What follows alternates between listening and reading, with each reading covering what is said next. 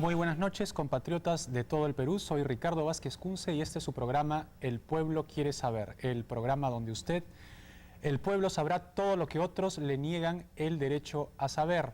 Este programa llega al Perú entero a través de la señal de Panamericana Televisión, al mundo a través de Mundovisión y al ciberespacio a través de www.elpuebloquieresaber.com. Como siempre, en este primer bloque de noticias nos acompaña Marco Herrera. ¿Qué tal, Marco? ¿Cómo estás? ¿Qué tal, Ricardo? Buenas noches. Y buenas noches, como todas las noches a las 9, a todos nuestros amigos en el interior del país, a través de Panamericana, y en el resto del mundo, a través de Mundovisión. La primera noticia que habría que resaltar el día de hoy es la siguiente. Es una pregunta que se ha hecho el presidente de la República, se la ha hecho a sí mismo como una especie de reflexión y también se la ha hecho a los que lo han querido escuchar. El presidente de la República se ha preguntado: ¿por qué me aplauden en Wall Street? ¿Por qué me aplauden en Washington? ¿Por qué me aplauden en Madrid, en Bruselas, en Londres, en Pekín, en Tokio? Pero ¿por qué nadie me aplaude en Lima? Luego de que los últimos sondeos ratifican que su nivel de popularidad está por los suelos, el presidente Alejandro Toledo anunció que dedicará el 90% de su tiempo a lograr que la gente sienta los logros económicos de su gestión. El jefe de Estado admitió que no basta el crecimiento de la economía en 4 o 5% si ésta no se siente en los bolsillos del ciudadano de a pie, del hombre y la mujer de ILAVE que no saben de balanza comercial o riesgo país, pero que necesitan sentir que algo está avanzando. Si Wall Street y Washington están aplaudiendo, ¿por qué la gente en las calles del Perú no me aplaude? ¿Qué está pasando?, se pregunta y se lamenta durante un discurso por la inauguración de la nueva sede de la Organización Internacional del Trabajo el presidente de la República, Alejandro Toledo. Sobre este tema en particular, yo quería hacer un pequeño comentario. Estaba revisando un libro que ya había leído hace mucho tiempo, pero siempre es bueno releer algunos libros. Es el libro del, si no me equivoco, es el último premio Nobel que ha habido. Se llama Ryszard Kapuscinski, el autor, y es un famoso periodista que escribe crónicas. Ese libro se llama, uno de los libros que escribió se llama El Shah o la desmesura del poder. En uno de los pasajes de su libro, él estuvo en Irán. Para los que no sepan quién es el Shah de Irán fue un monarca, un rey, un emperador muy poderoso de lo que hoy día es Irán y donde gobierna un régimen teocrático, el régimen de los ayatolás. En el año 1969, si no me equivoco, el Shah de Irán, que era un monarca absoluto y todopoderoso, fue derrocado por una revolución islámica que lo sacó del poder. Y el Kapuscinski dice sobre el Shah de Irán lo siguiente, y a ver si esto le suena conocido y el personaje le suena conocido, haciendo los paralelos históricos. El Shah pertenecía a esa clase de personas para las que los elogios, el halago, la admiración y el aplauso generalizados constituyen una necesidad vital, un medio indispensable para reforzar sus naturalezas débiles e inseguras, pero a la vez vanidosas. No pueden existir ni actuar sin esa ola que constantemente los mantiene en lo alto. El monarca iraní no puede vivir sin leer todo el tiempo las mejores palabras que sobre él se han escrito, ver fotografía en la primera página de los periódicos, en las pantallas del televisor e incluso en las cubiertas de las libretas escolares. Debe contemplar siempre caras radiantes de alegría al verlo, oír incesantemente palabras de reconocimiento y admiración. Sufre o se enfurece si en esta hosana distingue alguna nota que molesta a su oído. Tal vez, dice Kapuscinski, actuara en todo esto un mecanismo de compensación. El Shah buscaba en el mundo lo que no conseguía encontrar en su propio país, o sea, el reconocimiento y el aplauso. No era popular ni tampoco estaba rodeado de calor, y de alguna manera debía percibirlo así. Ustedes pueden sacar sus propias conclusiones. Sigamos, Marco.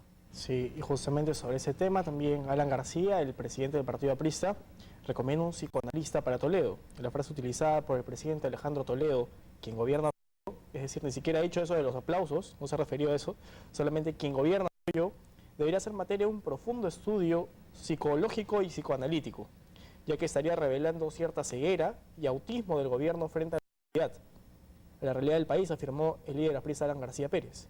En la última encuesta, el presidente Toledo ha tenido cerca de 4 puntos de respaldo popular, con lo que es casi imposible gobernar, pero él dice que quien gobierna es él. Eso preocupa mucho, expresó García. Esa frase debería tener una interpretación psicoanalítica, ser materia de un profundo estudio psicológico, afirmó. Dijo que eso también dejaría al descubierto que el gobierno vive en un encierro un poco autista dentro de la legalidad y la formalidad, porque ya que el presidente ha sido elegido por la mayoría de votos, formal al menos, y en medio de una ceguera frente a lo que viene reclamando el país.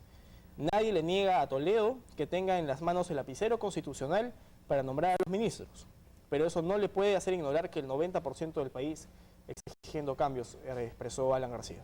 Bueno, siguiendo con los paralelos de grandes personalidades históricas, y lo de grande es un decir en el caso del presidente Alejandro Toledo, yo no soy psicoanalista, no he estudiado psicología, pero digamos que tengo algún conocimiento de historia, y la frase que dice quien gobierna soy yo, se parece mucho a la frase de un gran rey, este sí un gran rey, de Francia, un rey que puso una gran energía en el gobierno de Francia y lo alzó a límites jamás antes vistos. Era Luis XIV. Luis XIV tuvo una famosa frase que decía «L'État c'est moi», el Estado soy yo.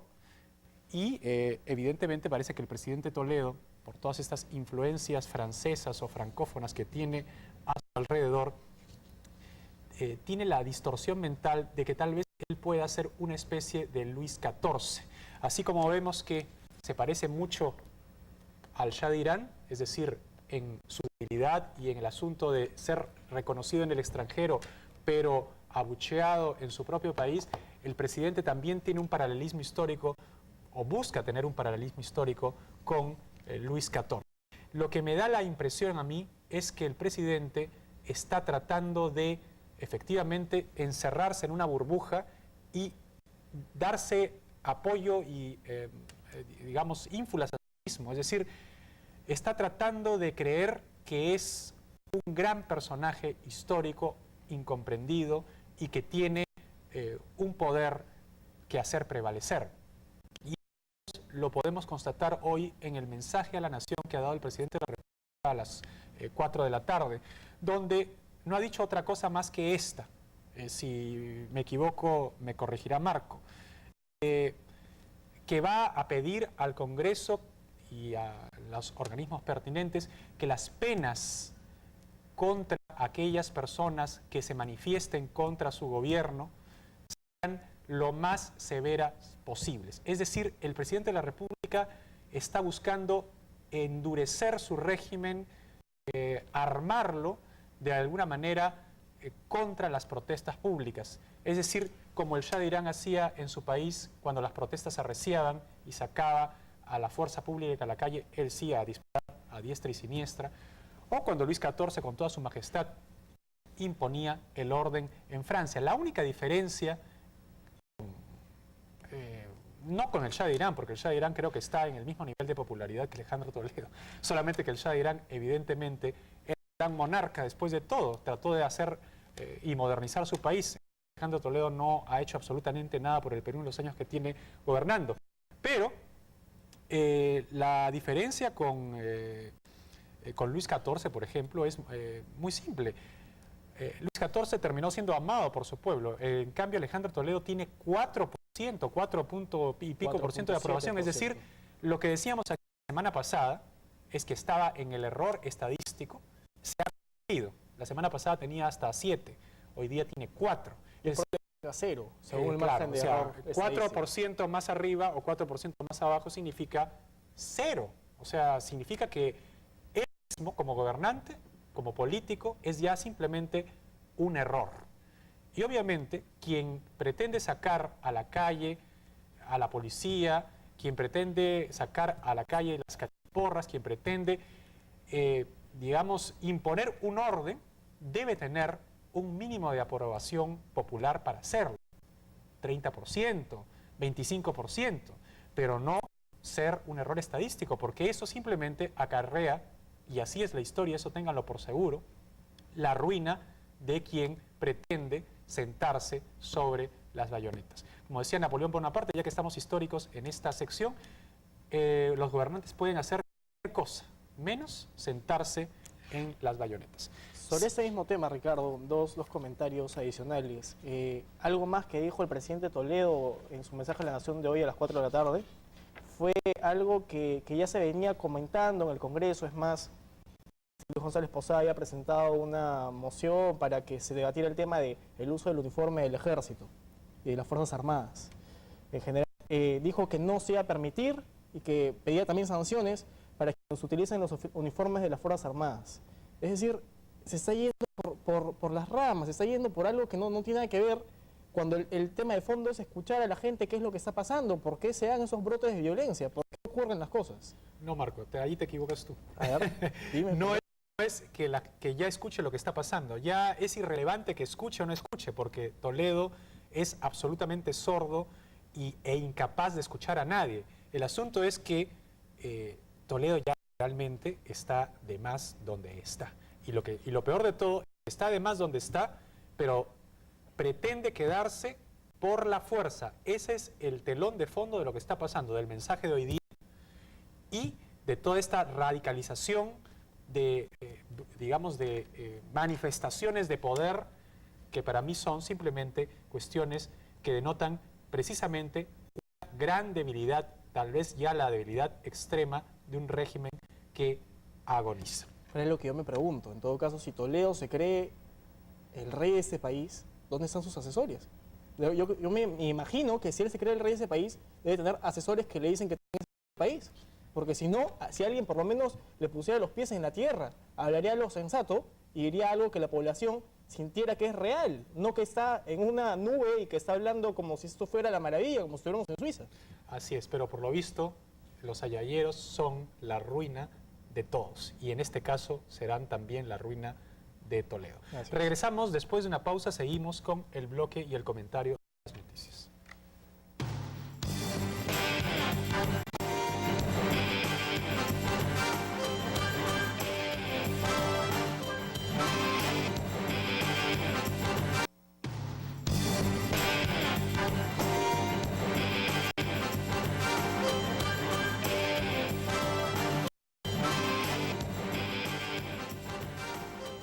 Regresamos con El Pueblo Quiere Saber.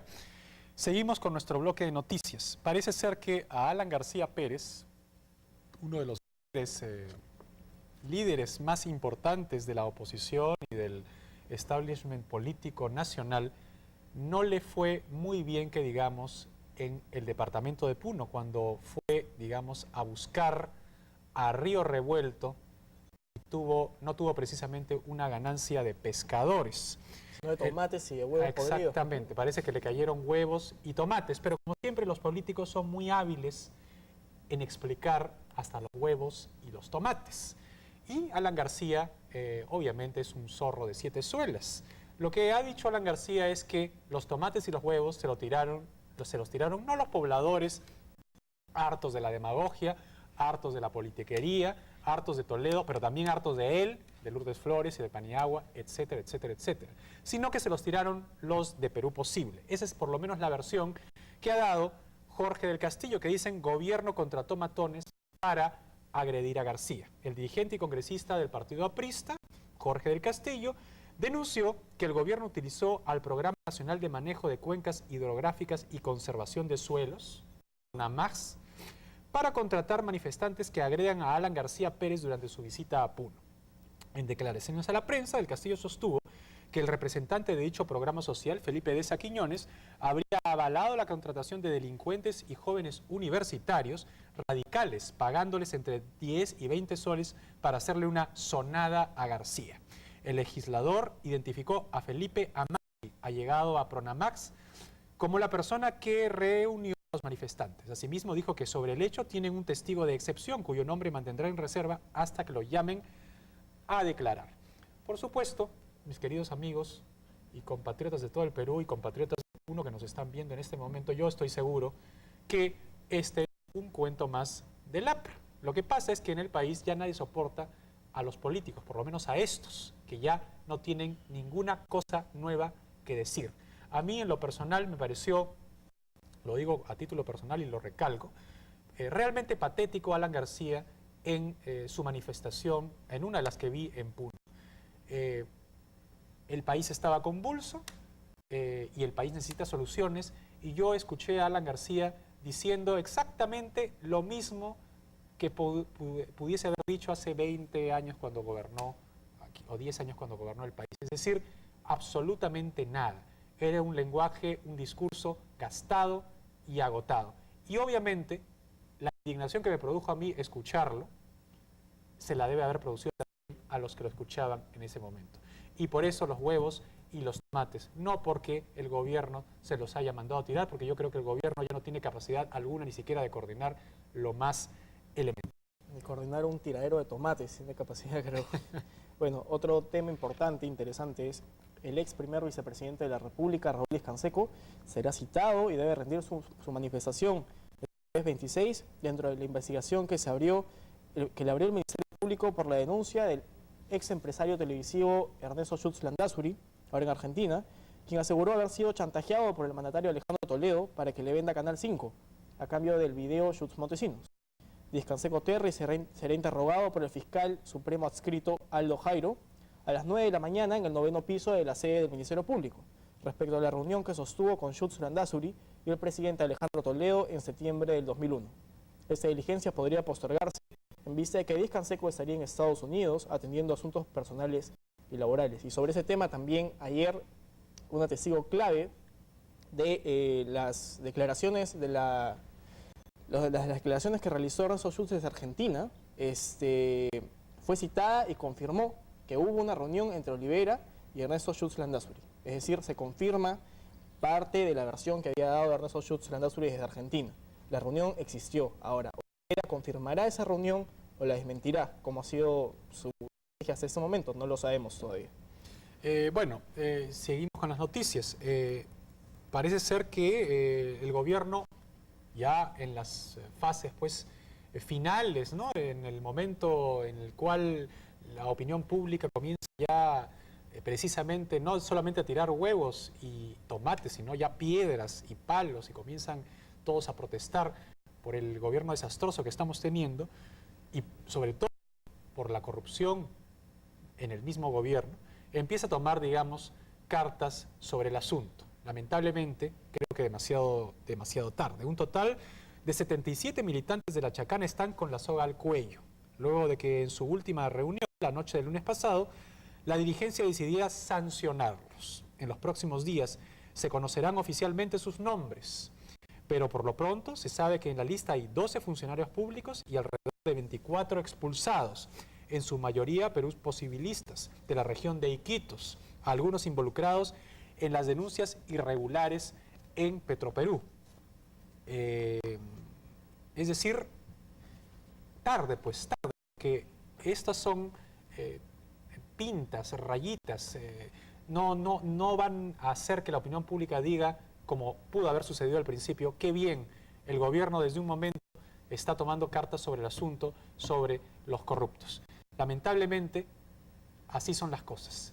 Llegan tarde las correcciones y lo más probable es que ya no influya en lo más mínimo en el ánimo de la opinión pública lo que están haciendo el gobierno con sus funcionarios corruptos o que hayan cometido hechos irregulares. Y precisamente sobre todo este desorden en Perú posible y las posibles sanciones, hay una congresista que parece que no le va a seguir la cuerda. La congresista oficialista Paulina Arpasi está molesta por la actuación de la policía en los últimos días en Ilave y ha dicho que cree que sus paisanos fueron provocados injustamente, por lo cual está tratando de renunciar al partido de la Chacana. Bueno, la señora Arpasi ya nos tiene realmente cansados, porque siempre anda anunciando sus renuncias. Ya es la enésima vez que la escucho decir que va a renunciar o porque la discriminan o porque no la toman en cuenta o porque sabe Dios qué cosa. Si la señora tuviera algo de dignidad, hace rato que hubiera renunciado y no estaría siempre anunciando renuncias que al final no se producen. Yo lo que sí le aconsejo es que renuncie a uno, porque francamente no creo que la señora Arpasi tenga, digamos, un buen recibimiento a la tierra que representa, entre comillas, porque realmente parece que se representa a ella misma. ¿Algo más, Marco? Así es, un comentario adicional de Lourdes Flores Nano. La lideresa de Unidad Nacional, Lourdes Flores Nano, no le ha gustado, al parecer, que el líder del partido aprista, Alan García, comente algunos detalles y llame cumbre a la reunión que se dio en su casa. Parece que ha calificado, tanto así se molestó Lourdes Flores, que ha calificado como una guachafería, de llamar cumbre a esta reunión que se realizó en su casa. Dijo ella misma textualmente: se creó tanta expectativa que los demás habrán dicho, ¿y esos quiénes son para apuntarse? Refunfuñó doña Lourdes Flores. Parece que está molesta por lo que han ensalzado, bueno, que ha sido Alan García. En realidad, esa reunión que se dio de la oposición en casa de Lourdes Flores. No le falta razón a Lourdes Flores decir que quiénes son ellos para reunirse, porque valgan verdades, ella, el señor García y el señor Paniagua no son estadísticamente absolutamente nada, ¿no? Y ¿quiénes son pues para reunirse y representar a quién? ¿A mí? ¿Me representan a mí? ¿Lo representan a Marco? ¿Lo representan a usted, amigo televidente? Francamente, yo no me siento representado por ellos y estoy seguro que ustedes tampoco. Creo que por eso fue sensato, al menos el comentario de Lourdes Flores, ¿no? Bueno, no debe engrandecer tanto esta reunión de pero lo insensato fue convocar a la reunión para no hacer absolutamente nada, ¿no? Es decir, al final de cuentas, la guachafería la incentivó ella misma. Ricardo, te pido un segundo, no quisiera dejar pasar la oportunidad para recordarles a nuestros amigos que tenemos el flamante portal del Pueblo Quiere Saber. La dirección electrónica es www.elpuebloquieresaber.com.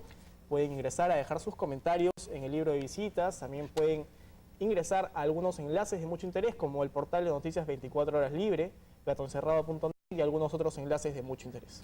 Yo les quiero leer, antes de pasar al siguiente bloque con nuestro invitado, persistir en este pequeño libro que estoy releyendo, porque tiene mucho que ver con la situación, mucho paralelo con la situación política actual. Todo el mundo pide, reclama, dice, fulanito tiene que irse, tiene que renunciar o tiene que haber una vacancia, tratan de dar soluciones, etcétera, etcétera, etcétera. Y yo les voy a leer un pasaje que es realmente muy significativo. Se trata precisamente sobre el Shah de Irán y los últimos días del Shah de Irán en el poder. Todos escribíamos notas de protesta, como ahora, ¿no? Manifiestos, cartas y memoriales. Los leían un pequeño grupo de intelectuales, primero, porque no se podía imprimir legalmente, y segundo, porque la mayoría de la sociedad no sabía leer. Criticábamos al Shah, hablábamos del deterioro en que estaba sumido el país, exigíamos cambios y reformas, pedíamos democracia y justicia. A nadie se le ocurrió actuar como lo hizo Khomeini. Khomeini es el clérigo que derrocó al Shah de Irán, a saber, rechazar todas esas formas escritas, las peticiones, resoluciones y postulados. Rechazar todo eso, ponerse ante la gente y exclamar: el Shah debe marcharse. En realidad, eso fue todo lo que dijo en aquella ocasión y lo que repitió durante los 15 años siguientes. Una cosa de lo más sencilla, para que todos y cada uno la pudieran recordar, aunque hiciera falta 15 años para que todos pudieran también comprenderla, pues la institución monárquica era algo tan natural como el aire que respiraban y nadie sabía imaginarse la vida sin ella. El Shah debe marcharse.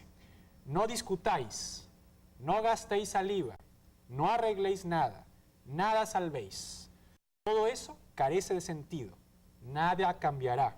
Es un esfuerzo inútil, una ilusión. Tan solo podremos seguir sobre los escombros de la monarquía. No existe otro camino. El Shah debe marcharse. No esperéis, no os detengáis, no os durmáis. El Shah debe marcharse. Cuando lo dijo por primera vez, sonó como el grito de un maníaco, de un loco. La monarquía aún no había agotado todos sus recursos de permanencia. Sin embargo, la función se estaba acercando poco a poco hacia su desenlace. El epílogo no tardaría en hacerse inminente. Entonces, todo el mundo recordó lo que había dicho Jomeini y lo siguió. Nuestro Shah no es Toledo, obviamente, es el sistema. El sistema debe marcharse. No discutáis, no gastéis saliva, no arregléis nada, nada salvéis. Todo eso carece de sentido, nada cambiará, es un esfuerzo inútil, una ilusión. Tan solo podremos seguir sobre los escombros del sistema. No existe otro camino. El sistema debe marcharse. No esperéis, no os detengáis, no os durmáis. El sistema debe marcharse. Y para conversar sobre este sistema que debe marcharse, tendremos en el próximo bloque a nuestro querido amigo e invitado de todos los miércoles, el doctor Mario Castillo Freire. Regresamos después de la pausa.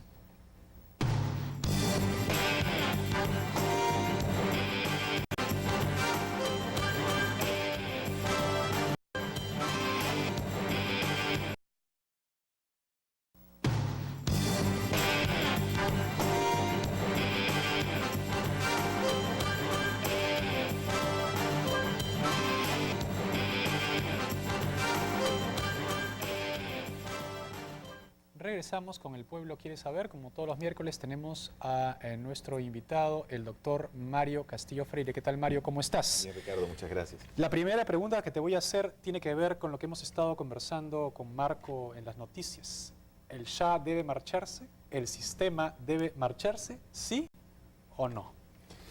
Bueno, ya lo hemos conversado de alguna manera en algunos programas anteriores y podríamos redondear algunas ideas sobre el tema.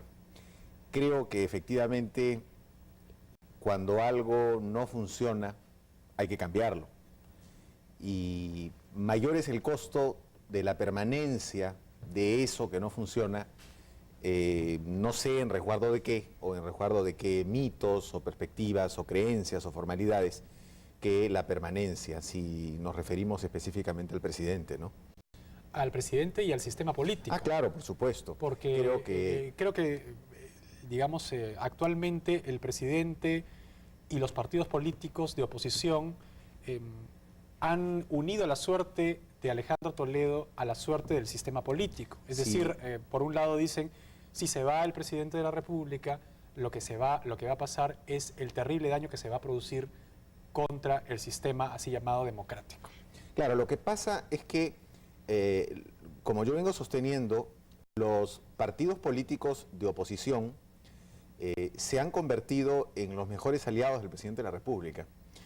Yo sostengo que no existe solamente un cogobierno entre Perú Posible y el Frente Independiente Moralizador de Fernando Olivera, sino que este cogobierno se amplía a Unidad Nacional, específicamente al PPC, a Acción Popular y al Partido Aprista. ¿En qué te basas tú para decir eso? ¿En qué me baso para decir eso?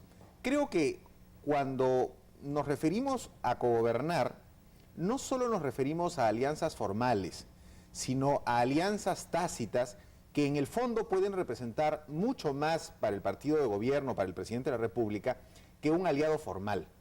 Creo que en lo fundamental el gobierno de Alejandro Toledo no está sobreviviendo solo por la ayuda del Frente Independiente Moralizador. Yo diría que en muchos casos sobrevive a pesar del Frente Independiente Moralizador, pero fundamentalmente sobrevive por sus principales, entre comillas, opositores. Es decir, los principales partidos de la oposición, en una actitud que sin duda la mayoría de la población llama poderosamente la atención, se han colocado en la misma orilla del partido de gobierno y han hecho un cerrar filas absoluto en defensa de la permanencia del presidente, en defensa cerrada de todo lo que significa que el presidente y los congresistas cumplan el mandato hasta el 2006, sin oír ninguna posibilidad de las muchas que se han dado, y todas ellas ajustadas al orden constitucional, para dar una salida democrática y viable a esta situación tan delicada. Ahora, ¿cuál crees tú que sea la razón de fondo de ese respaldo chicha, tácito, informal, como suele ser nuestro país, a la permanencia de Alejandro Toledo en el poder? A la persona del presidente de la República, llamada en este caso Alejandro Toledo, en el poder. ¿Hay una razón de fondo? ¿Cuál es esa? La razón de fondo es que la crisis que representa el presidente es solamente la punta del iceberg de la crisis del sistema en general.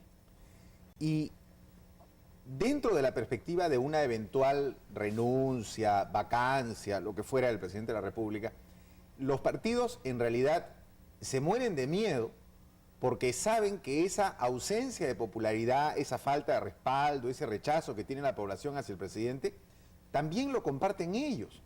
Es decir, si uno mira la generalidad de encuestas y aprecia los porcentajes de aprobación del Congreso, bueno, distan tal vez un punto más que el presidente, ¿no? Ya como que ahora último no se hace mucho énfasis en el porcentaje del Congreso, no sé por qué será en las encuestas, pero si se siguiera haciendo, no distaría mucho del presidente. Entonces, la pregunta sería, y ahí está el miedo, si se va Toledo por tener 5%, ¿por qué no se van ellos que tienen 7%? No habría ninguna razón. ¿O por qué no se van los partidos que tienen 0.2%? Claro, ¿por qué no se van los partidos? Ese ya es un tema mayor, ¿no es cierto? Porque en realidad existe un descontento generalizado por toda la clase política. Creo yo que es necesaria una renovación precisamente de esa clase política. Ahora, aquí lo que pasa, tal como lo veo yo, y lo he dicho mucho antes, y ahora, por lo visto, parece ser que el tiempo me ha dado la razón, lo que pasa es que creo que no se saca a Toledo, no se vaca a Toledo, no se le pide la renuncia a Toledo, no se pide que el gobierno de Toledo, que a todas luces ha fracasado rotundamente en el país, y eso hay que decirlo con todas sus letras, es decir, es un gobierno realmente desastroso. Las fuerzas políticas, la oposición, no lo saca porque ellos mismos no tienen ninguna solución nueva, salvo las personas de ellos mismos, que ya todos han desfilado por el poder en alguna que otra medida, ¿no es cierto? Alan García ha sido presidente, Paniagua ha sido presidente, el partido de Paniagua ha gobernado 2 veces el país, el de la señorita Flores ha sido cogobierno con el de Belaúnde en los años 80, etcétera. Es decir, de alguna manera todos ya han gobernado. Y lo que yo creo es que ellos no tienen la menor idea de qué hacer con el país, de cuál es la solución que la gente está pidiendo, no a Toledo, sino al gobierno en general, al sistema político en general. ¿Estoy equivocado? No, ¿Es una percepción no estás equivocado. tremendista? Yo suscribiría 100% lo que acabas de mencionar. Creo que si uno analizara en detalle el discurso político de los principales partidos de oposición, entre comillas, yo lo sigo poniendo entre comillas, uno constataría que no existe mayor diferencia entre el lenguaje y las propuestas de estos partidos de oposición con las propuestas del presidente de la República. Es decir, si uno como ciudadano dijera, bueno, ya, vamos a notar cuáles son las diferencias de fondo, no la diferencia de forma, quién habla más bonito que otro, eso, digamos, cómo adornan las frases, qué dicen en Puno, en fin, eso ya es otra cosa. En cuestiones de fondo, ¿qué cosas distintas propone Acción Popular del PPC, el PPC del APRA y el APRA de Perú Posible y Toledo? De fondo no hay nada nuevo. Todo es formas, simple y llanamente matices, caras, discursos, pero en realidad todos ellos están alineados con el mantenimiento de un statu quo que es verdaderamente perverso, no necesariamente dentro de lo macroeconómico, que digamos ese es un tema, digamos que curiosamente no ha funcionado mal a pesar del gobierno, pero mantener ese peligroso statu quo en relación a las perspectivas de la mayoría de la población, en relación a los sentimientos de esas mayorías y en relación a la esperanza de lo que pueden buscar en el futuro. ¿Qué opinión te merecen las salidas que da la oposición? El gobierno de Alejandro Toledo ha pasado, como lo he dicho en varias ocasiones antes, por varias crisis. O sea, esta es la enésima crisis. Y la oposición en cada crisis, de alguna forma, se ha reunido y ha planteado soluciones. Pero esas soluciones parece ser que se agotan en lo mismo, es decir, no veo yo ningún tipo de solución de fondo. ¿Sabes? Si me permites, creo que todas las soluciones de la oposición en todas las crisis que han ocurrido han pasado como primer punto de agenda, un punto, digamos, oculto, pero un primer punto de agenda, ¿qué hacemos para salvar al gobierno? Por eso es que considero que en realidad no es oposición, porque si fuera oposición, pondría las cosas claras y le diría, señor, no necesariamente en estas circunstancias, señor, cambie usted de primer ministro, señor, apoye usted a su primer ministro, cambie usted al ministro de Trabajo, De un paso al costado, me refiero al exacto, anterior, que tan cuestionado fue, etcétera, ¿no es cierto? Entonces, nunca puso las cosas claras, siempre el primer tema fue, no, vamos a respaldarlo para que todo siga, y por ahí que movemos 2 o 3 cosas para que todo siga más o menos igual, hagamos 2 cambios, y bueno, ya pasó la crisis. Porque el guión es cambio de gabinete, oxígeno, cambio de ministros, ministro de credibilidad, una persona de prestigio.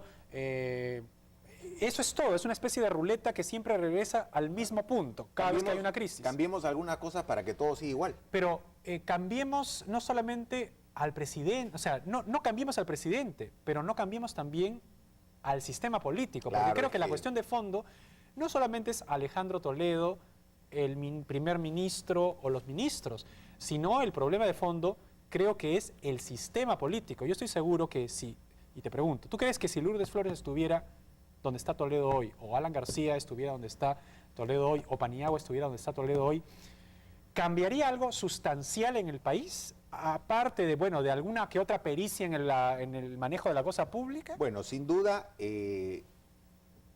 no todos lo harían así. O sea, creo que dentro de las personas que has mencionado, por lo menos la primera persona que mencionaste, me parece que tendría una posición más sensata dentro del gobierno. Sin embargo, no creo que tenga un margen de acción mucho mayor. ¿Por qué? ¿Por qué? Porque el sistema en general y el régimen contemplado en la Constitución tiene serios problemas de viabilidad que pienso, y esas son cosas que, digamos, las he estado meditando durante largo tiempo, sería necesario cambiar verdaderamente de raíz para que esto tenga alguna posibilidad de funcionar. No necesariamente han sido ideas que antes se han aplicado, pero ante esta crisis creo que lo peor que podríamos hacer es cerrarnos los ojos y decir, bueno, que todo siga tal como está y que algún día se compondrá, porque eso no es así. ¿Tú crees que el Perú atraviesa una crisis del Estado? Sí. Bueno, entonces estamos llegando, digamos, al meollo del asunto. Es decir, no es una crisis coyuntural, no es que el presidente que nos tocó en suerte porque votamos y nos equivocamos, dicho sea de paso, nosotros nos venimos equivocando los últimos 20 años de presidente.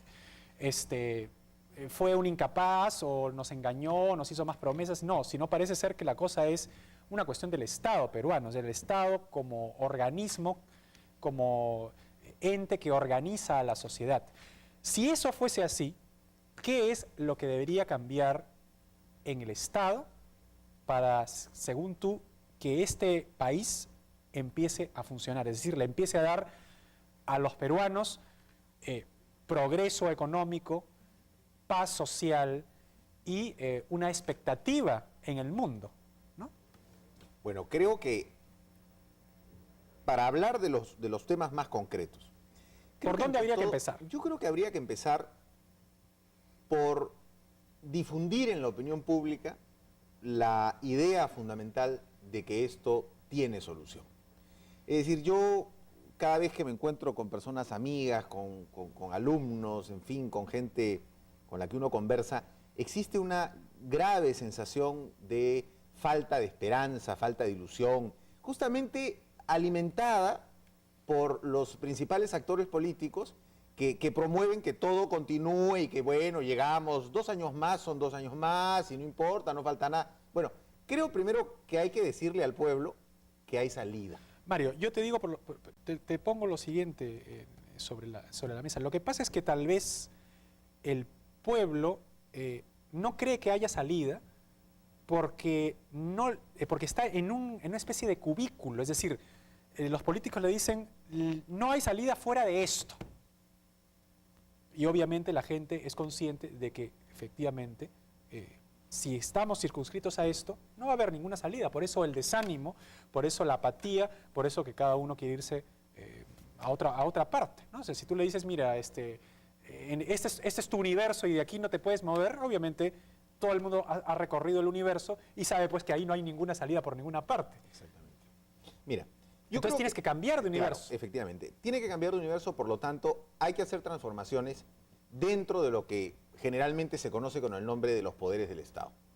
Creo que una de las principales sensaciones que existe en la población es una sensación de falta de operatividad, falta de, digamos, eficacia en la labor de los agentes que gobiernan. Me refiero al Congreso, me refiero al Poder Ejecutivo. Entonces, hay que... ¿Qué te parece si para hablar precisamente ya de los temas específicos, regresamos después de la pausa? Regresamos después de la pausa con Mario Castillo Freire para hablar sobre qué esbozo, qué nuevo tipo de Estado podría servirle al Perú y a los peruanos para lograr definitivamente saltar este nefasto abismo del subdesarrollo y de la catástrofe que estamos viviendo. Regresamos después de la pausa.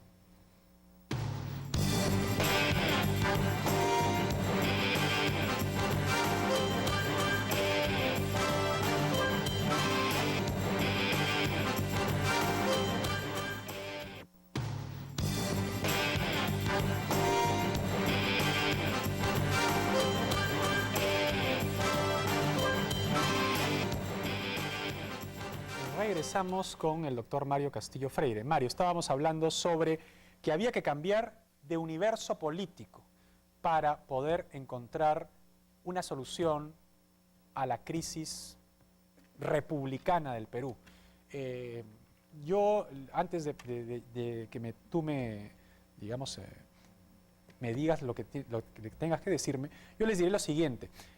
Históricamente, esos grandes problemas que a uno lo atan se llaman nudos gordianos. Es decir, el nudo gordiano viene de la antigua Grecia, donde había un nudo que era imposible de desatar y la profecía era que quien desatara el nudo iba a conquistar el mundo.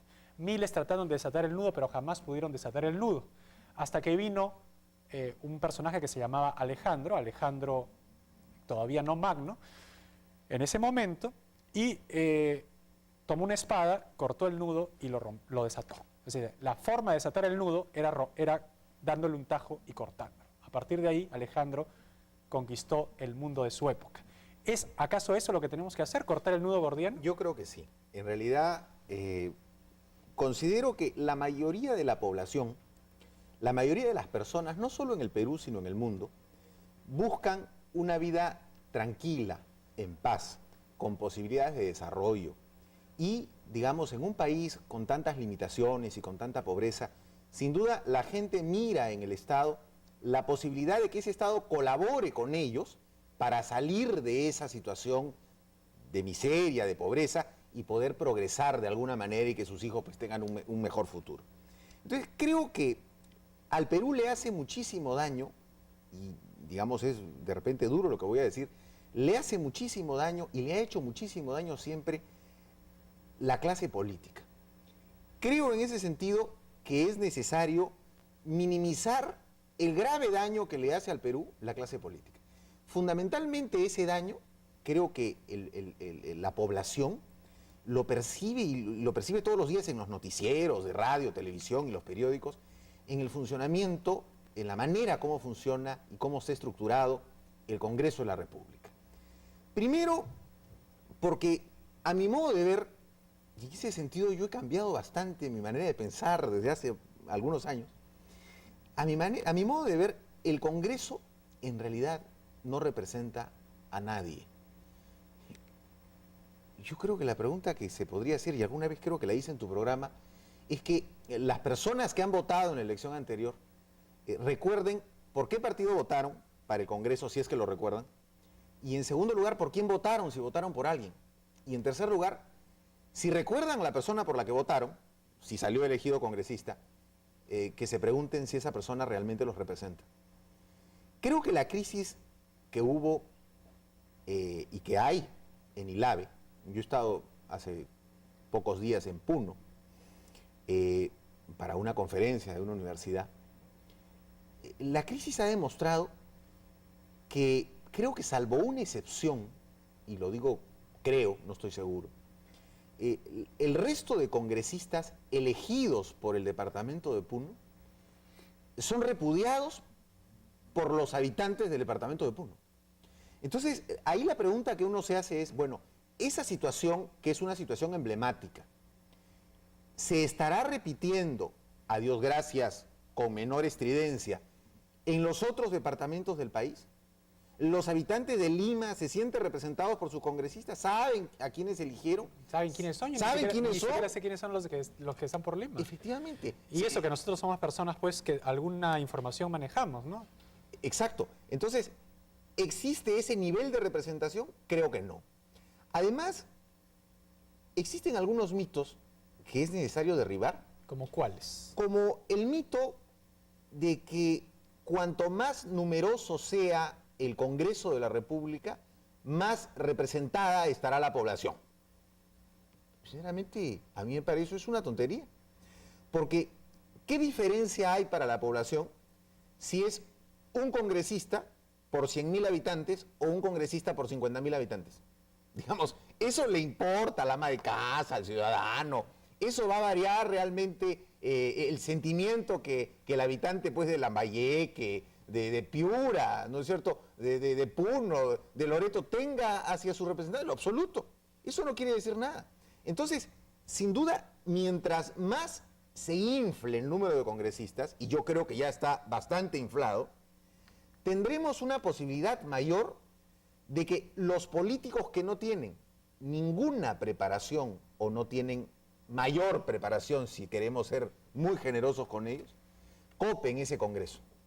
Entonces creo que si el número de congresistas se redujera, por poner un número también, digamos, que podría resultar hasta excesivo, la mitad del Congreso actual. O sea, 60 congresistas. como era antes la Cámara del Senado. Como era antes el Senado con la Constitución del 79.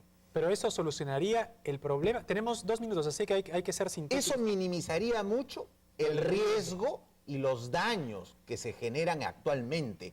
Porque si te pones a pensar la cantidad de tonterías que dicen todos los días muchos congresistas de la República, la cantidad de declaraciones sin ningún sentido, la cantidad de proyectos de ley que no tienen ni pies ni cabeza, los proyectos copiados de Internet, es decir, mociones que solamente tienen por sentido generar un aplauso de un pequeño grupo y que no benefician en realidad a nadie.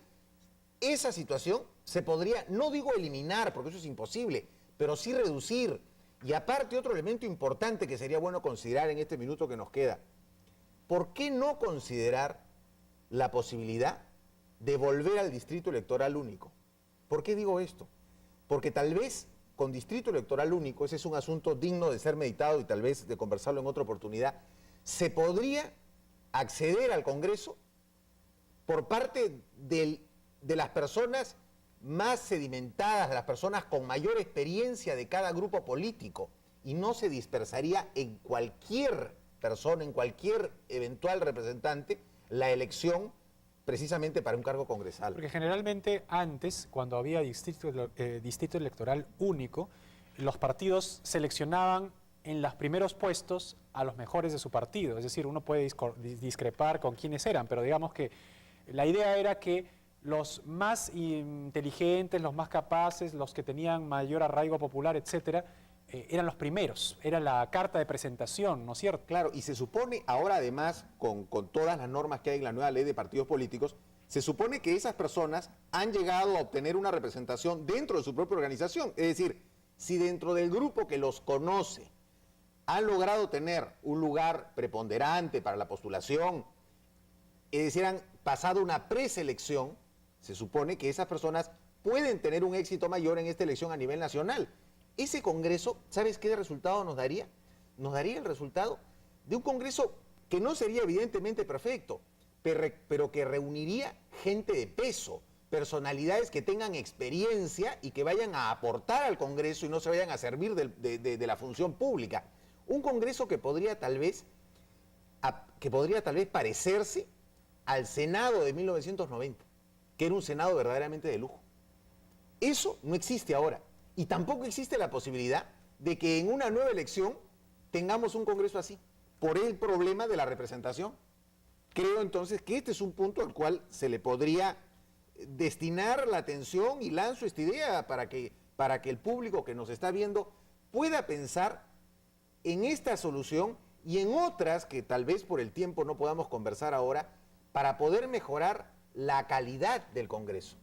¿No es cierto? Simplemente una idea, si me permite, 2 segundos, sí, para poderlo discutir en otra oportunidad. Sí.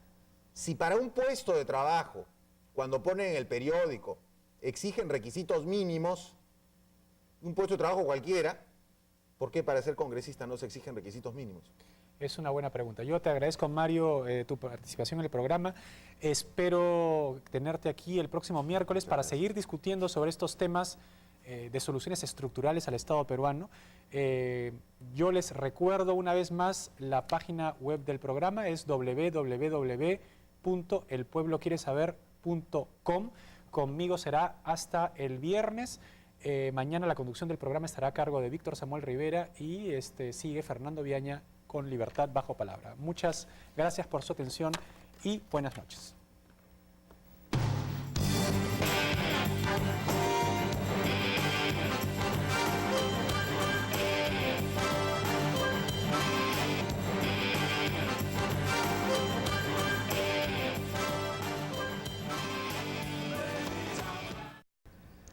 Judicial, tenemos a la fiscal de la Nación, Nelly Calderón. Ella ha dicho durante su discurso por el 23 aniversario de la creación del Ministerio Público que, hay personas que intentan influir en las decisiones de los fiscales para obtener opiniones favorables y quebrantar así la transparencia e imparcialidad de su institución. No sabemos a quiénes se estará refiriendo.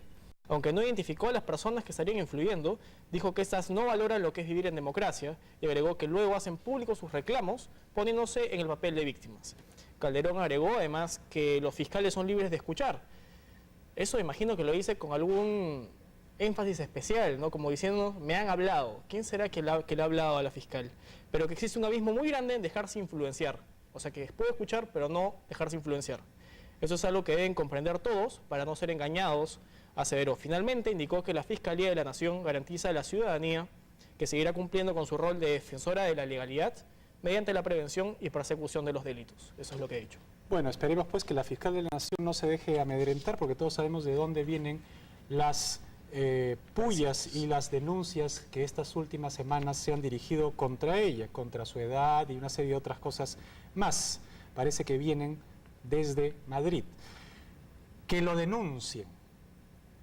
Ha sido categórico el congresista precisamente del Frente Independiente Moralizador Iberico por el uso ilegal del uniforme de las Fuerzas Armadas en actos de protesta violenta. El Ministerio de Defensa debe denunciar de inmediato ante el Poder Judicial al líder del movimiento etnocacerista Antauro Humala, consideró el congresista del Frente Independiente Moralizador Luis Iberico. Iberico, titular de la Comisión de Defensa del Congreso, declaró que es absolutamente inaceptable que Humala haya enviado a reservistas del ejército provistos de palos y machetes a enfrentarse con los policías durante una marcha de protesta de las enfermeras. Es imperativo, agregó, que también el ministro del Interior, Javier Reategui, ejerza la autoridad frente a ese grupo de prédica y práctica violentista que ahora ha optado por infiltrarse en toda marcha de protesta. El ministro de Defensa, por su parte, debería ordenar a sus procuradores a interponer las acciones legales correspondientes contra Humala y sus seguidores por usar el uniforme militar, cuyo uso está restringido, insistió el ex periodista y hoy congresista y también hoy inquisidor. También vamos a tener el programa para responder a estas denuncias al aludido Antauro Humala, que por lo visto a muchos no les gusta que utilice el uniforme de las Fuerzas Armadas. Marco. ¿Por qué será, Ricardo? Después tenemos una noticia que involucra al ex ministro del Interior, Fernando Rospigliosi. Precisamente ayer en este programa se ha tratado de ese tema con el general Eduardo Pérez Rocha. Y bueno, una más de Rospigliosi tenemos aquí, hayan irregularidades, pero las irregularidades se hallan luego de la salida de Rospigliosi. Qué curioso. A través de una resolución publicada en las normas legales del diario El Peruano, la Contraloría General de la República iniciará acciones legales contra los que resulten responsables de las irregularidades que hayan sido comprobadas en la adquisición de uniformes de la Policía Nacional del Perú, la PNP. En el documento se indica que ha quedado evidenciado el otorgamiento indebido de puntajes a las propuestas técnicas presentadas por los postores beneficiados con la Buena Pro para los rubros de calcetines y calzado y otros.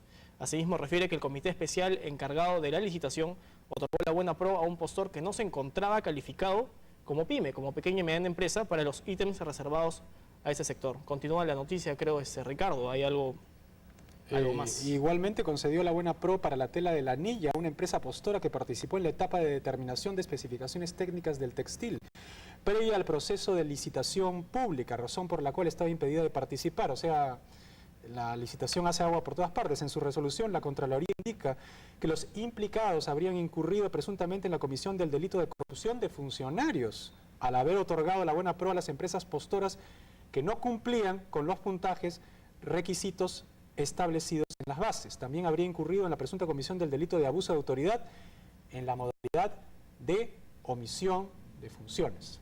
Ya ven, por eso no firmé la carta que apoyaba a Rospigliosi. Tuvo buen tino. Así es, Ricardo. ¿Hay algo más? El caso de una presunta víctima madre de la patria. Así es. La congresista Rosa Yanarico contó que en Tilali, localidad puneña, la población amenazó a todos los funcionarios gubernamentales, incluida ella, con matarlos si es que no se procedía a vacar al alcalde Melesio Larico Quispe, quien terminó finalmente huyendo del pueblo. Ello ocurrió poco después de desatados los sucesos en Ilave, a fines de abril, cuando la población de Tilali se rebeló contra sus autoridades y secuestró a los regidores. Bueno, esa es toda la información que tenemos por el momento. En el siguiente bloque va a estar nosotros Antauro Humala, ¿verdad, Ricardo? Así es, en el siguiente bloque estará Antauro Humala para responder los múltiples cuestionamientos que se han hecho desde el Poder Legislativo, desde el Ministerio del Interior, sobre la participación de su movimiento, las marchas callejeras, acusándolo prácticamente de subvertir el orden público y buscar derrocar al gobierno de Alejandro Toledo. Inmediatamente del mayor Antauro Humala nos acompañará el congresista de Unidad Nacional, Hildebrando Tapia. Regresamos después de la pausa.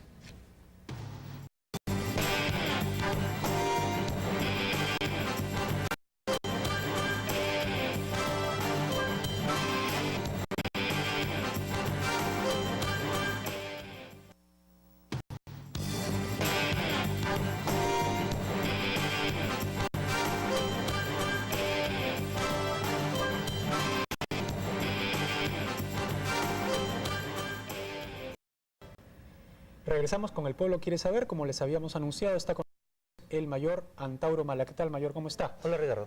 Mayor, hoy día estamos todos en la ciudad de Lima, no en provincias, porque no sé si CPN Radio llega allá.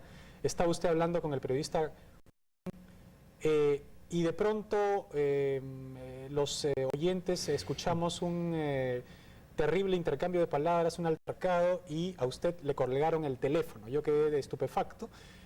Pero básicamente la conversación giraba en torno a que usted tenía, digamos, responsabilidad directa en una serie de marchas que se vienen realizando en Lima, y se lo acusaba de tratar de buscar el derrocamiento callejero del presidente de la República, Alejandro Toledo. Claro. Cuéntenos si usted efectivamente está de estas marchas y del derrocamiento de Alejandro. Bueno, primero, yo no estoy detrás de las marchas, estoy en las marchas, ¿no? Okay. No las empujo, no, bueno. Pero en verdad, en términos genéricos, sí, creo que como el 94% de la población queremos que Toledo se vaya. Y en ese aspecto yo jamás lo he ocultado. Los titulares de Ollanta son específicos, fuera Toledo, y creo que eso refleja el resto de la calle. Pero lo específico de la entrevista con Cuquín, que provocó lo que tú dices, fue que el señor Cuquín se alteró cuando se le respondió que que los reservistas vayan uniformados y que vayan con sus mecanismos de defensa, como son palos, así como va la guardia de la CGTP o de construcción civil, ¿no? Defenderse, porque hay que ver que la semana pasada apalearon a los cocaleros, campesinos cocaleros que se pusieron a acampar frente al Palacio de Justicia y hirieron a la máxima dirigente, que es Nancy Obregón, ¿no? Entonces ahora los campesinos con sus hermanos etnocaceristas, que son hijos de cocaleros y hasta cocaleros, ¿no? Simplemente están prevenidos. Entonces, obviamente, pues eso no le gusta pues al señor Cuquín. Yo le dije, y creo que eso provocó el altercado, que yo entendía su posición porque simplemente tiene que cobrar el día 30, pues, tiene que justificar su sueldo y él es, en el fondo, es un asalariado y es un buen asalariado. O sea, yo no creo que tenga por qué molestarse por eso. Por lo visto, no tiene muy buen sentido del humor. El señor Cuquín. Bueno, pero después se le pasa y me llama, después me invita, ¿no? Pero mayor, aquí lo que ha pasado es que efectivamente se puede considerar que si los reservistas tienen objetos contundentes, palos, machetes, se ha dicho, hoy día hay una foto que también una foto precisa que sale Claro. una persona con un machete, se podía interpretar que efectivamente es algo provocador, es decir, que Claro. una marcha que los cocaleros dicen es pacífica, como he escuchado a la dirigente Nancy Obregón y Elsa Malpartida, deja de serlo en cierta medida cuando los que participan en la marcha, digamos, pues tienen fierros, palos o Ya, pistolas, pero, claro, ¿no? O sea, pero primero quisiera hacer ver de que ahorita en el Perú hay una gran marca que se llama ILAVE. Y el Perú es un archipiélago y no voy a discutir las cuestiones policíacas, sino el hecho social, ¿no? Yo pienso que el gran culpable es la incapacidad del gobierno, que ha colapsado moralmente, políticamente, en tradiciones. Entonces, a eso tiene que haber reacción. Es por eso que las marchas ahora son más contundentes, de carreteras, apedramientos de autoridades, silbatinas a Toledo. Imagínense que en Mamacona un tal Magluf lo ha querido linchar solito, ¿no? El mismo día que linchaban al alcalde de Nilave. Entonces, así está el Perú. Entonces, la policía tampoco se queda atrás, ¿no?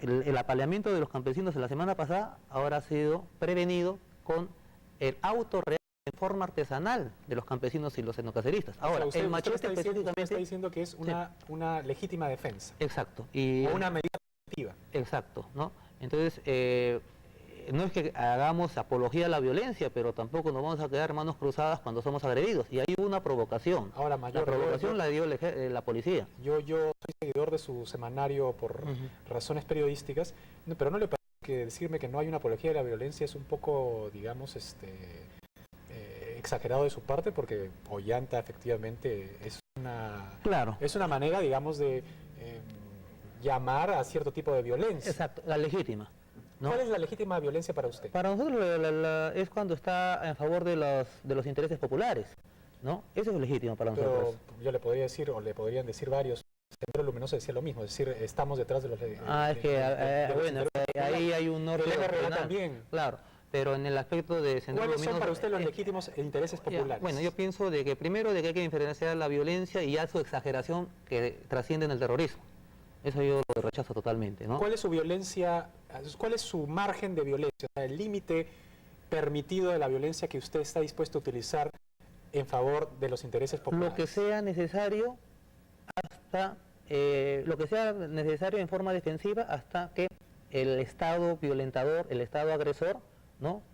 Lógicamente deje de ejercitar esa práctica. ¿Siempre, En otras siempre palabras, defensiva? ¿Nunca ofensiva? yo creo que sí, siempre defensiva, ¿no? Y justamente eso es lo que caracteriza a los reservistas. Ahora, quiero precisar también, ha sido entrevistada inmediatamente después que yo en CPN, la dirigente Elsa Malpartida, y le han dicho, es cierto que los etnocaceristas se entrometen sin pedir permiso en las marchas, y ha dicho falso, que es totalmente falso, que ellos son invitados. Nosotros estamos en una comunidad de alianza con la Confederación Cocalera porque doctrinalmente ellos han hecho suyo nuestro planteamiento de la coca tema agrario y no policíaco, para empezar.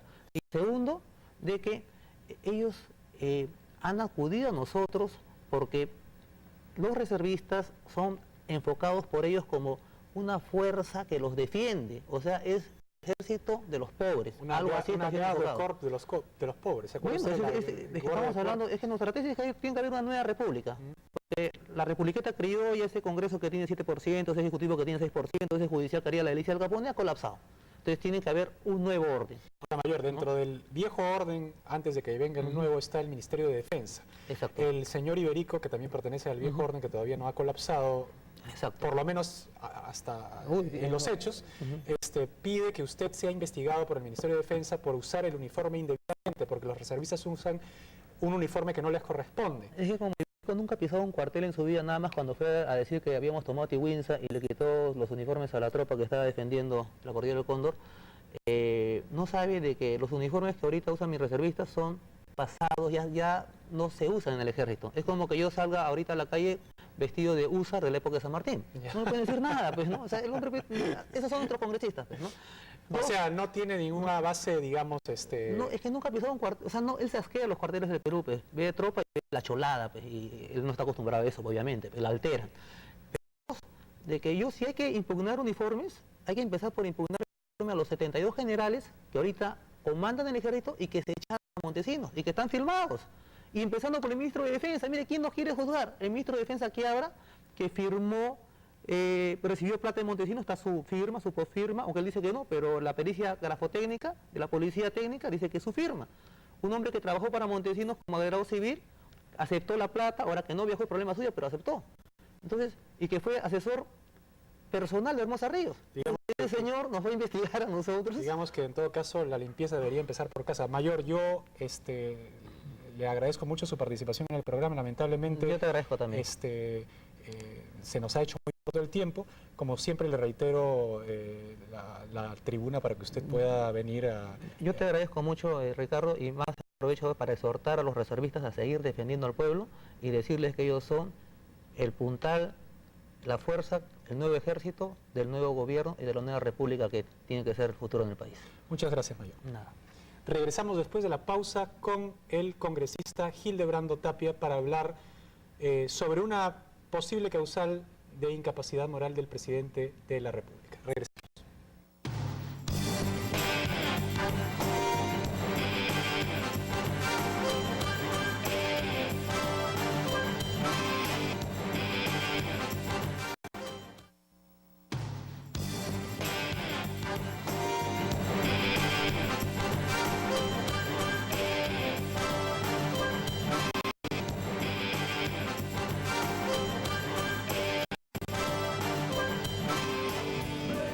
Regresamos con El Pueblo Quiere Saber. Estamos, como habíamos anunciado, con el congresista Hildebrando Tapia de Unidad Nacional, ex vicepresidente del Congreso.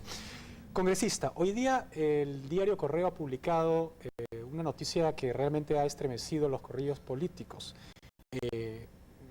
Básicamente es la siguiente: el presidente de la República y el señor Fernando Olivera, de alguna manera, habrían tratado de extorsionar al ex dueño de Canal 5, el señor Ernesto Schutz Landázuri, para que, digamos, utilizando un material que lo comprometía con Vladimiro Montesinos, les vendiera el Canal 5 o les pusiera a disposición el Canal 5, que es más o menos lo que había hecho el empresario, el ex dueño del canal, con Vladimiro Montesinos. Era una figura parecida. Si esto llegara a ser cierto, si estas declaraciones llegaran a confirmarse, ¿cuál cree usted que sería la situación legal y política del acusado por el señor Schutz, el señor Alejandro Toledo y el señor Fernando Olivera? Bueno, primero que esta es una denuncia escandalosa, Ricardo, vergonzosa hasta cierto punto, porque no solamente involucra al jefe de Estado, sino involucra a su aliado principal y su socio, a todo el que es gobierno Fernando Olivera, actual embajador en España. Es netamente al entorno presidencial, a la cúpula de este gobierno. Al gobierno, porque gobiernan los dos, ¿no? Definitivamente. Y la denuncia que se hace a través del diario Correo es un hecho muy delicado que corrobora lo que se denunció desde el inicio del gobierno. Porque si bien nosotros recordamos la denuncia del audio de Salomón Lerner cuando trata de interferir a los hermanos Wolfenson para que el diario pase a disposición del gobierno.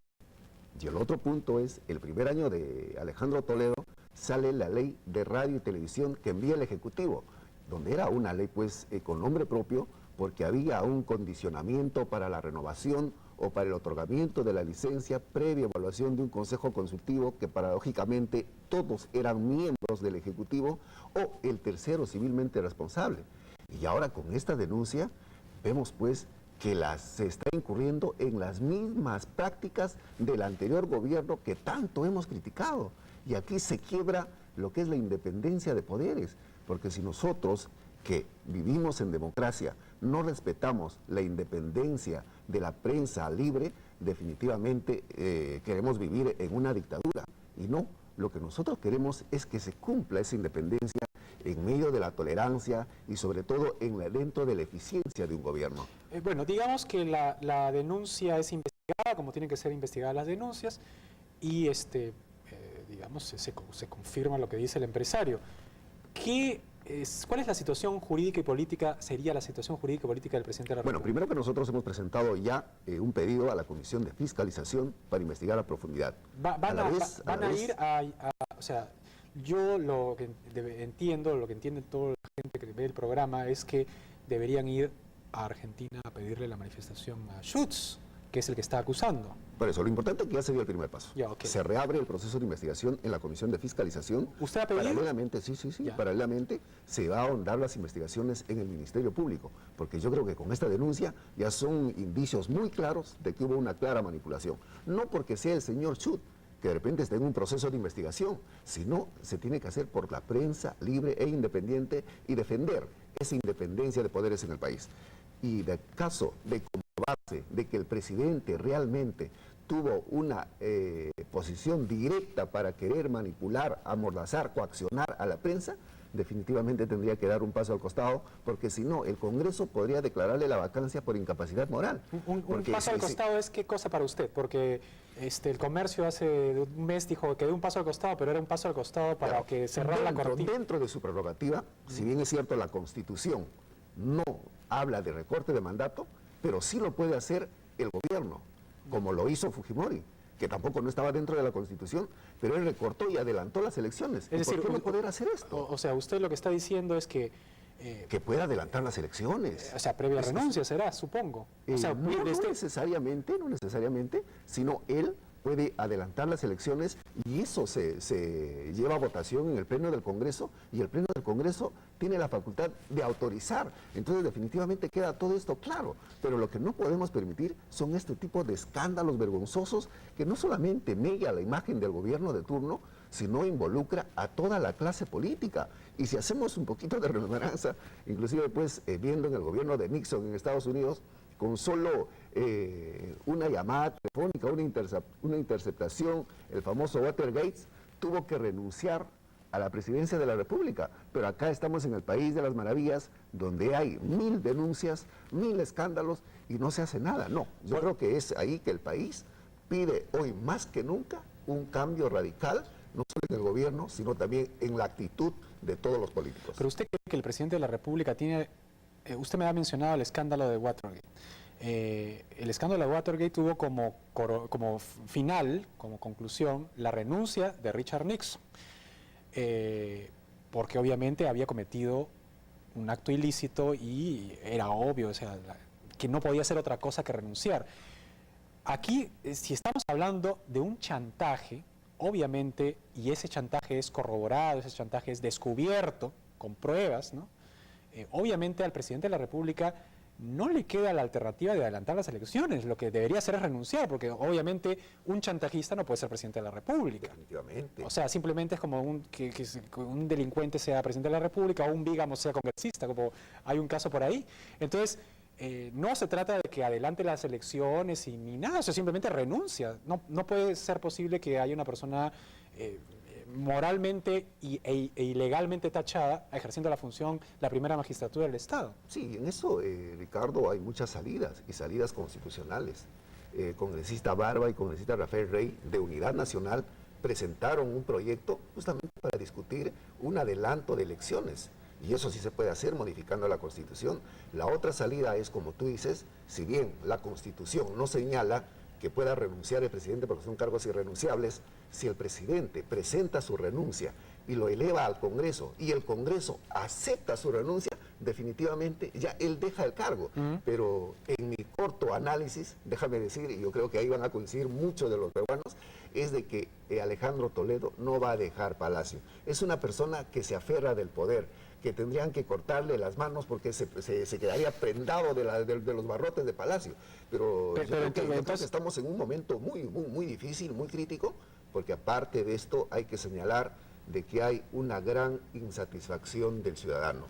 Hay un malestar por las promesas incumplidas, por los desaciertos y errores de este gobierno, y sumado a todo esto, hechos de escándalos con actos de nepotismo, con actos de corrupción, y a la vez relacionados pues inclusive a la primera dama. Entonces, lo cual ya hay una gran molestia, y vemos estos protestas callejeras que se están generalizando en distintos puntos del país. Nosotros no queremos que haya otro ILAVE en otro punto del país. Nosotros queremos vivir en democracia, pero en una democracia dentro respetando los cánones jurídicos y dentro del respeto mutuo, dentro de la justicia y la tolerancia, pero no confundiendo una democracia con libertinaje.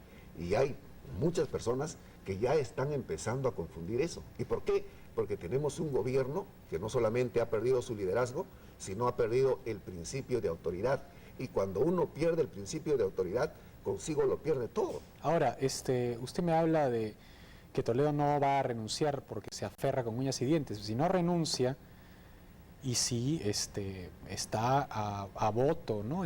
O a consulta, elevar el número de votos de 60 y pico a 80 y tantos para la vacancia, entonces hay una salida legal que se está cerrando y se está abriendo peligrosamente una salida extralegal, una salida callejera, un ILAVE. Sí, es que yo creo que hay muchos parlamentarios que temen dejar su escaño o dejar de cobrar. ¿Usted teme que disolvería? Yo particularmente, Ricardo, estoy a favor de un recorte de mandato, a favor de que haya un adelanto de elecciones. No podemos seguir viviendo en un desgobierno, porque esto no solamente perjudica el futuro de nuestros hijos y el futuro de nuestras próximas generaciones, sino pues estamos ahuyentando y alejar a las pocas inversiones que podemos traer al país. Si muy bien estamos hoy con la alza de los minerales, ya se va a empezar a explotar camisea, estamos mejorando en las exportaciones, pero con un gobierno débil y con las protestas callejeras que se empieza a vivir en el país, definitivamente todo esto puede colapsar. Entonces, si nosotros hacemos un adelanto de elecciones, no solamente vamos a sintonizar con lo que quiere el país, sino va a haber una renovación de la clase política. Y ahí el ciudadano tendrá la potestad de elegir quiénes van a ser sus nuevos representantes. Pero también ahí va a haber una clara reflexión, y en eso estoy completamente seguro, de que en estas nuevas elecciones no va a primar la demagogia o la palabra bonita, sino lo que va a primar es el concurso de ideas y de propuestas. La que parece no sintonizar con el pueblo es precisamente la lideresa de Unidad Nacional, porque ella es una persona totalmente contraria a lo que usted dice, es decir, ella no quiere adelanto de elecciones, ella siempre quiere darle una oportunidad más al gobierno, se pasea por todas partes pidiendo paciencia y precisamente no sintoniza con el 90 y pico % que ya está cansado. Entonces, usted forma parte dentro de Unidad Nacional de una voz aislada, una voz excepcional, o dentro de Unidad Nacional ya como organismo está primando la posibilidad del adelanto de elecciones. No, es el criterio conjunto y unitario de Unidad Nacional. Yo jamás podría discrepar con Lourdes, uno por ser nuestra lideresa y aparte que nosotros siempre tenemos talleres internos en la agrupación política para tener justamente posiciones sólidas y principistas.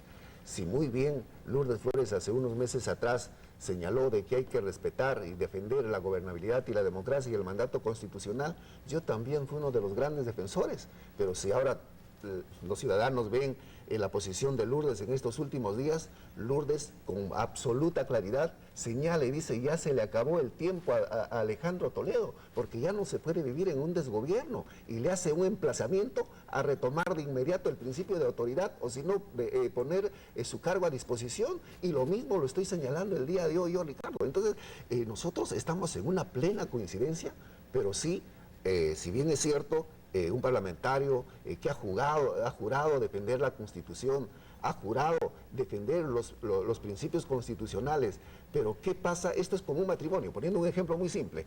Si tú tienes un matrimonio que ya es imposible, irreconciliable continuar como pareja, existe el divorcio, porque tú no puedes estar amarrado a una persona que ya no quieres o que cuando se pierde el encanto, a vivir toda tu vida mortificado y torturado. Entonces, igual es en un gobierno. Si el gobierno falla, defrauda a su población, ya él está rompiendo el principio constitucional, entonces ya no es inconstitucional. Usted, mi última pregunta, porque ya estamos sobre la hora. ¿Usted cree que llegó la hora del divorcio con el gobierno de Alejandro Toledo o todavía hay una última oportunidad? Yo creo que el divorcio ya empezó hace mucho tiempo con el pueblo peruano, desde el momento de que él deja de sintonizar con su país, desde el momento en que él pierde su liderazgo y desde el momento en que falla e incumple todas sus promesas. Por lo cual, yo creo que como una gran reflexión nos debe llegar a todas las agrupaciones políticas de que en estas próximas elecciones no se haga demagogia ni se prometa más de lo que se pueda cumplir, sino ser sobre todo muy positivos, teniendo propuestas viables, propuestas reales que se puedan ejecutar en el tiempo de gobierno y a futuro, pero ya no hacer ese concurso de demagogia que definitivamente pues no solamente le ha destruido al gobierno de Alejandro Toledo, sino a muchos otros gobiernos, y hoy estamos en la situación en que vivimos. Yo le agradezco mucho su presencia en el programa. Bueno, si estamos en la fase del divorcio, lo único que falta es que abandone la casa el causante del divorcio. Eso es lo que estamos esperando muchos. Muchas gracias. Le reitero la invitación para una próxima ocasión. A usted, Ricardo. Volvemos después de la pausa con el doctor Mario Castillo Freire, precisamente para hablar sobre los aspectos políticos y legales del tema de la vacancia presidencial. Regresamos después de la pausa.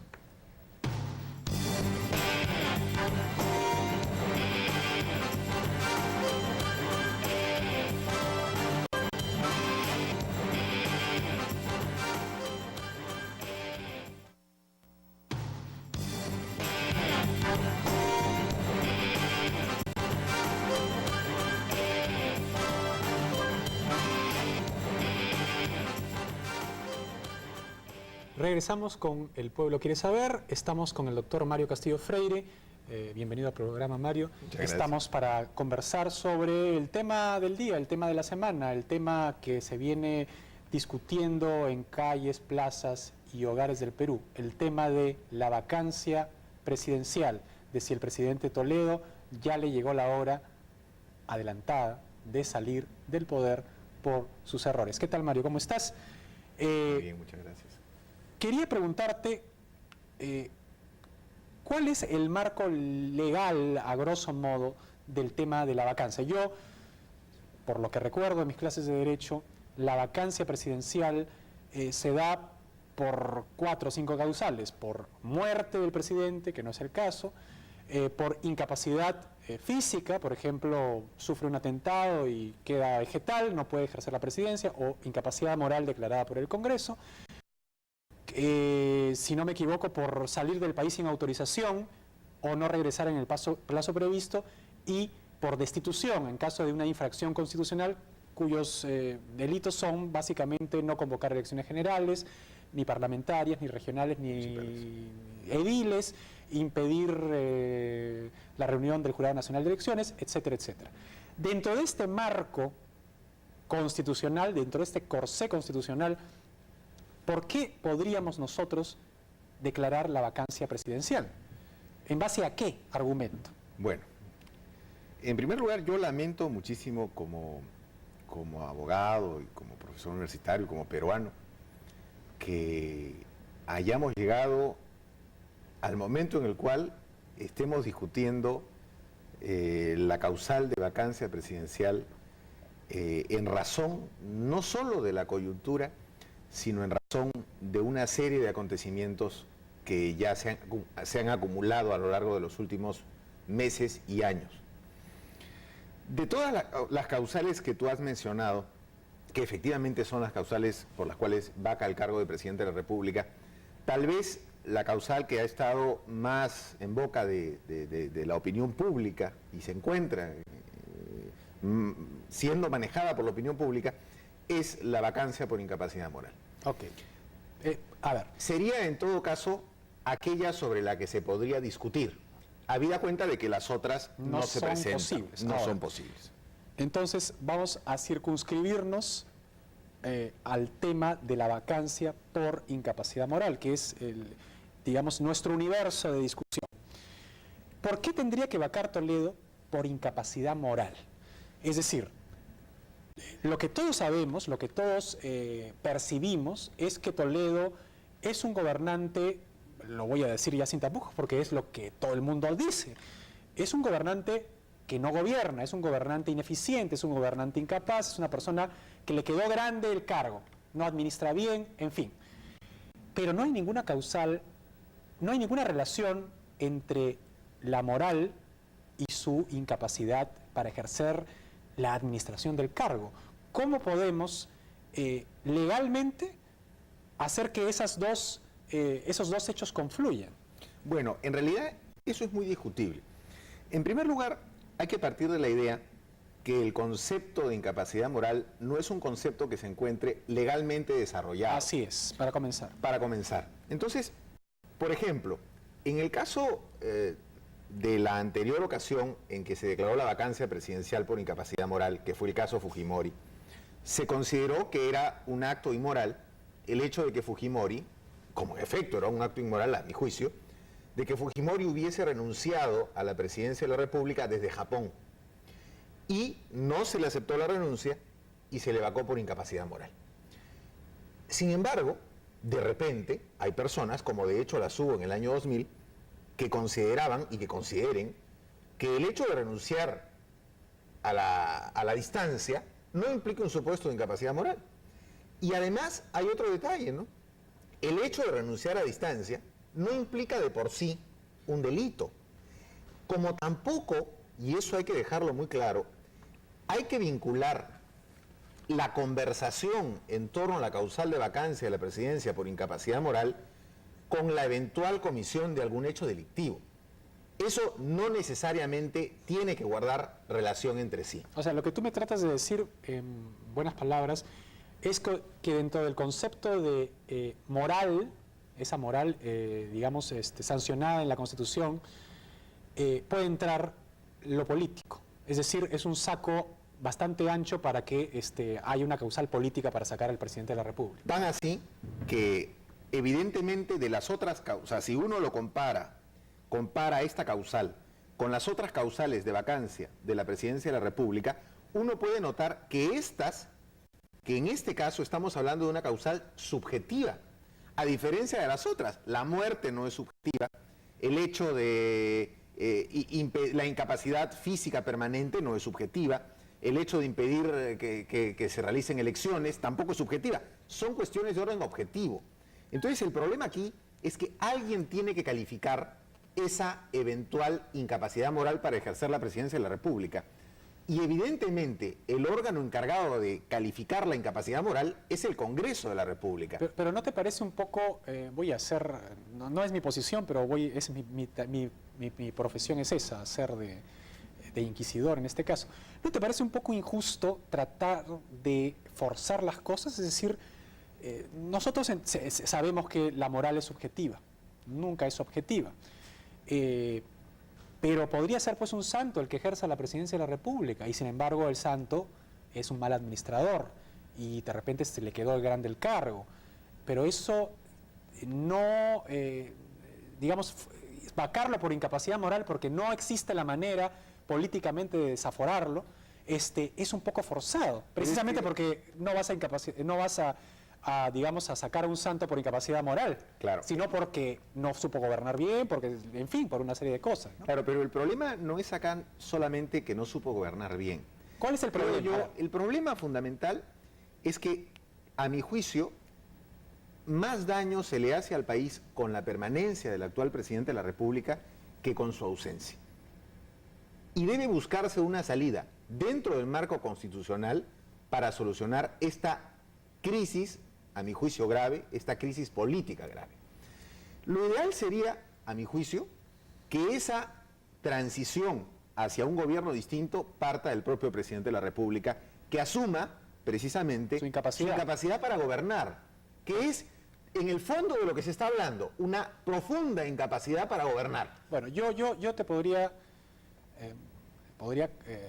agregar un granito de arena a la causa de la incapacidad moral. Es decir, me parece que un buen argumento sería que es moralmente inadmisible para un país caer en la anarquía.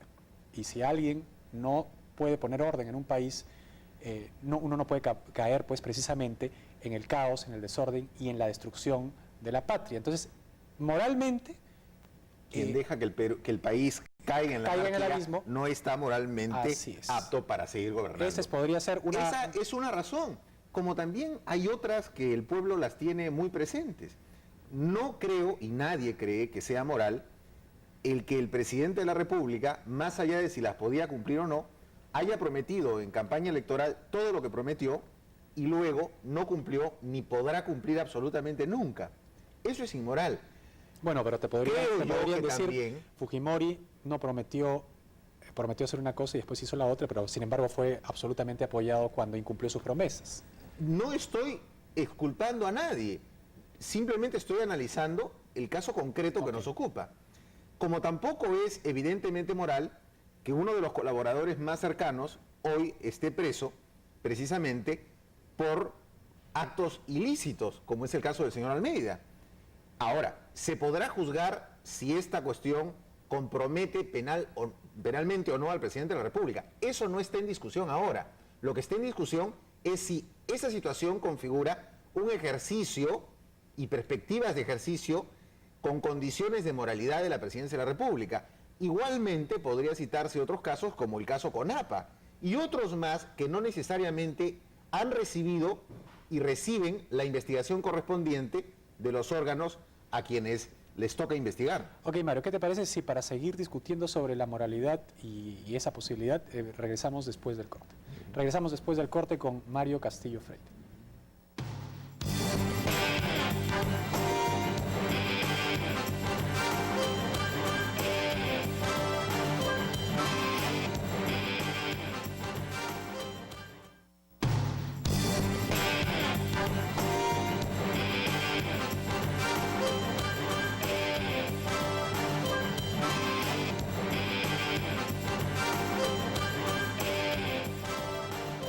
Regresamos con El Pueblo Quiere Saber. Estamos con Mario Castillo Freire hablando sobre las implicancias legales y políticas de la vacancia presidencial. Mario, de lo que se trata con la vacancia, de lo que se trata aquí es, en pocas palabras, de que el mandato presidencial que era o había sido programado o había sido contratado, para ponerlo en términos civiles que tú dominas, por 5 años, termine antes del periodo que la Constitución y el pueblo había votado. Termine por incapacidad moral, termine porque hay una convulsión social, etc. Es decir, que termine anticipadamente el periodo de Alejandro Toledo. Pero Toledo no está solo, o sea, el gobierno de Alejandro Toledo es el ejecutivo. Pero no solamente alcanza el descrédito moral al presidente de la República, el descrédito, político al presidente de la República, también alcanza, y con una fuerza increíble, al Congreso de la República, al que supuestamente debería juzgar moralmente al otro. Así ¿no? es. Entonces, de lo que se trata aquí es de ver quién juzga a quién y si se va Toledo, si se van los otros, porque al final la gente no quiere a ninguno de los dos. Bueno, tú has tocado un punto neurálgico. En el bloque anterior hemos hablado de la necesidad política de que el Congreso, si es que el presidente no toma hidalgamente la iniciativa, que sería lo ideal, que el Congreso vaque al presidente de la República para solucionar la gravísima crisis política que tiene el sistema. Pero yo creo que ahí, al igual que tú, no acaba el problema. Yo no creo que solamente se debe ir el presidente de la República.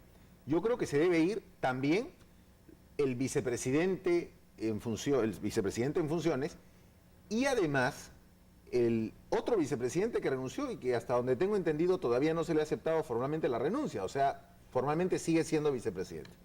Pero además se debe ir el Congreso. Es decir, tomando el ejemplo de lo que ocurrió en el último de los periodos de Fujimori, apenas fue reelegido la última vez, el Congreso debería tomar las providencias para modificar su reglamento interno y a su vez modificar rápidamente la Constitución política a través de disposiciones transitorias por las cuales se establezca que la gestión legislativa termine en los primeros meses del próximo año y se convoquen a elecciones, por decir una fecha más o menos dentro de un calendario que he estado observando como posible, para mediados de noviembre, tal vez para el 14 de noviembre del presente año. Elecciones generales, tanto de presidente y vicepresidentes, como de Congreso de la República. Pero yo creo, Mario, que precisamente ahí está el problema, porque yo dudo mucho que el Congreso quiere irse a su casa. La situación de la época de Fujimori era distinta en el sentido de que salieron todos esos videos y, o sea, ya era una situación que se podía decir que los mismos congresistas estaban involucrados, y varios de ellos están hoy presos, en toda esta putrefacción, y que no quedaba otra forma de salir que saliendo por esa puerta. Estados Unidos también presionaba en ese sentido. Pero ahora esa situación, que era de un escándalo muy grave, no se ha producido aún.